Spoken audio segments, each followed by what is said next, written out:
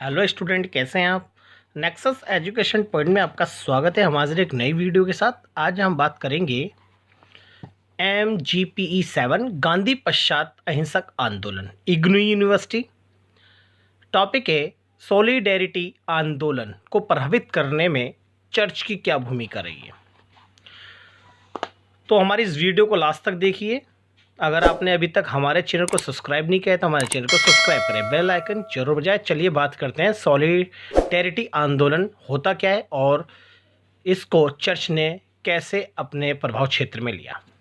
चलिए, सॉलिडेरिटी आंदोलन से पहले हम इसके कुछ परिचय के बारे में बात करते हैं।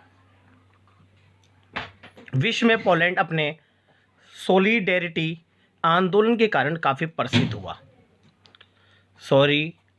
सॉलिडेरिटी एक स्वतंत्र ट्रेड यूनियन है जो स्वतंत्र रूप से काम करती हैं, जिसने लंबे समय तक पोलैंड के शासन का संचालन किया।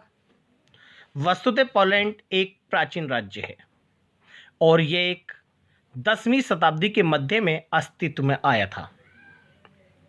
इसका सर्वाधिक विकास 16वीं शताब्दी में हुआ। आगे चलकर यहाँ अभिजात वर्ग शक्तिशाली हो गया, जिससे पोलैंड एक कमजोर राष्ट्र बन गया, क्योंकि पोलैंड की शक्ति पर अभिजात वर्गों का नियंत्रण स्थापित हो गया था, जिसका लाभ विभिन्न देशों यानी रूस, एशिया, ऑस्ट्रिया ने उठाया। अतः पोलैंड एक साम्यवादी देश था, परंतु यहाँ पहली बार गैर साम्यवादी ट्रेड यूनियन बनी, यानी यहाँ पर ट्रेड यूनियन की सरकार बनी। इन्होंने यहाँ साम्यवादी आंदोलन का संचालन किया। फलस्वरूप सामाजिक न्याय को लेकर आंदोलन में कैथोलिक ने भी धर्मनिरपेक्ष बुद्धिजीवियों के साथ मिलकर कामगारों का सहयोग किया, क्योंकि ये समाज में न्याय स्थापित करना चाहते थे। इस आंदोलन में जो कैथोलिक चर्च था यानी कैथोलिक समाज था, उन्होंने धर्मनिरपेक्ष यानी सभी धर्मों के हित के लिए और बड़े बड़े जो बुद्धिजीवी थे उनके साथ मिलकर जो वहाँ के मजदूर वर्ग है उनका सहयोग किया और इनों के हित के लिए इन्होंने कार्य किए और पोलिश साम्यवादी पार्टी की निंदा की। और जो पोलैंड के अंदर पोलिश साम्यवादी जो क्षेत्र उसकी जो साम्यवादी सरकार थी यानी पार्टी थी, उन्होंने उसकी आलोचना भी की, क्योंकि ये पार्टी जो थी वो गरीबों के हित के लिए कार्य नहीं कर रही थी। सॉलिडेरिटी आंदोलन में कैथोलिक दार्शनिक और लेखकों का अपना भिन्न प्रकार से योगदान था। कैथोलिक दार्शनिक लेस्जेक कोलेकोपस्की मूल रूप से मार्क्सवादी थे, क्योंकि इनकी विचारधारा कार्ल मार्क्स पर आधारित थी। शासन की दमनकारी नीति के कारण छिपकर उन्होंने पोलैंड को छोड़ दिया। जब देखा कि शासन की दमनकारी नीति हो रही है और लोग इनके खिलाफ आवाज़ उठा रहे हैं, तो ये छिपकर पोलैंड को छोड़कर चले गए और ऑक्सफोर्ड जाकर बस गए। यहाँ से वे अपना प्रभाव पोलैंड के शासन पर जमाना चाहते थे। इस प्रकार साम्यवादी आध्यात्मिक समर्थन न मिलने से निराश हो गए थे। सुधारवादी एक दूसरे का सहयोग करते रहे और दोनों सॉलिडेरिटी का समर्थन करते थे। इस प्रकार का प्रोत्साहन वित्तीय और अन्य प्रकार के सहयोग से प्राप्त हुआ। 1772 से 1795 ईस्वी तक अनेक भागों में विभाजित हो गया पोलैंड, परंतु 1918 ईस्वी में पुनः स्वतंत्र हो गया। द्वितीय विश्व युद्ध के दौरान जर्मनी और सोवियत संघ ने इस पर प्रभुत्व प्राप्त करने के लिए कई बार आक्रमण किए और अंततः वे सोवियत संघ के अधीन हो गया। पोलैंड ने सहनशील और प्रगतिशील कदम उठाए। फिर श्रमिक अपने अधिकारों को लेकर भड़क गए और उन्होंने स्वतंत्र ट्रेड यूनियन की स्थापना करी। इस तरह से सॉलिडेरिटी जो ट्रेड यूनियन जो था वो इस तरह से स्थापित हुआ, क्योंकि श्रमिकों के हित के लिए कोई काम नहीं किए जा रहे थे। जब द्वितीय विश्व युद्ध के बाद जब श्रमिकों ने अपने अधिकारों के प्रति जब उनको जागरूकता उत्पन्न हुई और तो वो अपने अधिकारों के लिए वो काफ़ी उत्साहित हो गए, तो उन्होंने यहाँ पर ट्रेड यूनियन स्थापित कर लिया, जिसको सॉलिडेरिटी कहा गया। आगे चलकर उसने अपनी शक्ति सुदृढ़ कर ली, यानी उन्होंने बहुत शक्ति के रूप में उभरा ये यूनियन और एक राजनीतिक शक्ति बन गया और राजनीति में अपनी सक्रिय भागीदारी निभाने लगा। उसने 1990 तक संसदीय चुनाव और राष्ट्रपति पद के चुनाव में बड़ी सफलता प्राप्त की और पोलैंड को मजबूत राष्ट्र बनाने का प्रयास किया। इस तरह से सॉलिडेरिटी ने एक पोलैंड को एक शक्ति के रूप में उबार कर रखा। आप देखते हैं सॉलिडेरिटी का जो आंदोलन हुआ था, सॉलिडेरिटी आंदोलन को चर्च ने किस प्रकार प्रभावित किया और इसकी क्या भूमिका थी।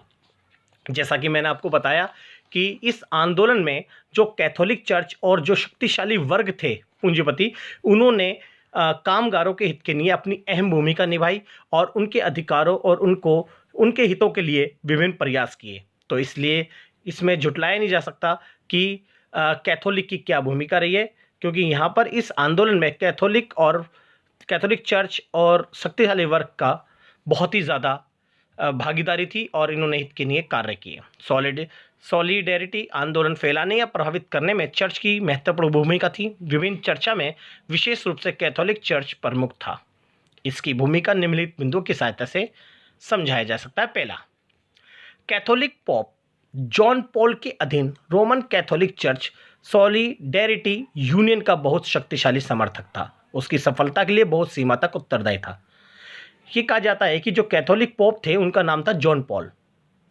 ये रोमन कैथोलिक चर्च के जो सॉलिडेरिटी यूनियन के बहुत बड़े समर्थक थे और ये इस यूनियन को बहुत ही प्रभावशाली रूप से इनके प्रभाव क्षेत्र से काफ़ी प्रभावित थे और उनकी सफलता के लिए बहुत ही सीमा तक उत्तरदायी था। सेकंड पॉइंट है, पोलैंड में राष्ट्रीय स्वाभिमान उस समय उत्पन्न हुआ, क्योंकि यहाँ पर पोलैंड के लोगों ने जो अपने देश के स्वाभिमान के लिए आवाज़ उठनी स्टार्ट हुई। 1978 में कैरोल वोल्टिला के पेपासी का आगमन हुआ और 1979 में पोलैंड का दौरा भी हुआ।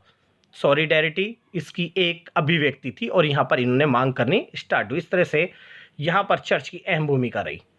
पोलैंड में कैथोलिक चर्च का मिशन सोवियत प्रभुत्व के विरुद्ध प्रचार करना था, क्योंकि पोलैंड नहीं चाहता था जो कैथोलिक चर्च का मिशन जो था, जो सोवियत संघ का जो प्रभुत्व बढ़ता जा रहा था उसके विरुद्ध प्रचार करना था। वे बहुत पहले 1956 से सोवियत नेतृत्व से नाराज थे। इटली के कैथोलिक और यहाँ तक कि साम्यवादियों ने खुले मन से सॉलिडेरिटी का समर्थन किया। इस तरह से यहाँ पर जो इसकी आंदोलन की जो लोकप्रियता थी वो बढ़ती चली गई।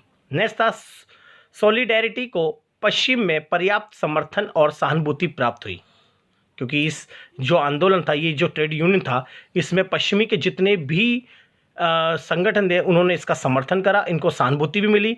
पोलिस प्रवासी जो पोलिस में रहने वाले जो लोग थे वहाँ के समुदाय ने प्रोत्साहन के साथ वित्तीय सहायता भी दी और सॉलिडेरिटी जो यूनियन थी वो आर्थिक रूप से विकसित होता चला गया, क्योंकि इसको पोलिस जो निवासी थे वहाँ के जितने समुदाय के लोग थे बहुत ही आर्थिक सहायता दे रहे थे।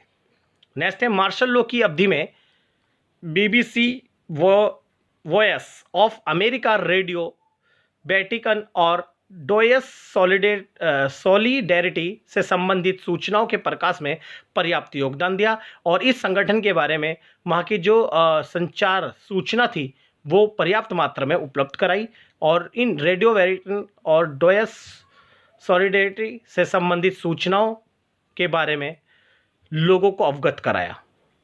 तो इस तरह से ये जो था हमने क्वेश्चन पढ़ा था पोलैंड में सॉलिडेरिटी आंदोलन में चर्च की भूमिका के बारे में, इसको आप बहुत अच्छे से कर लीजिएगा, आपके एग्जाम में मोस्ट वेरी इंपॉर्टेंट टॉपिक हो।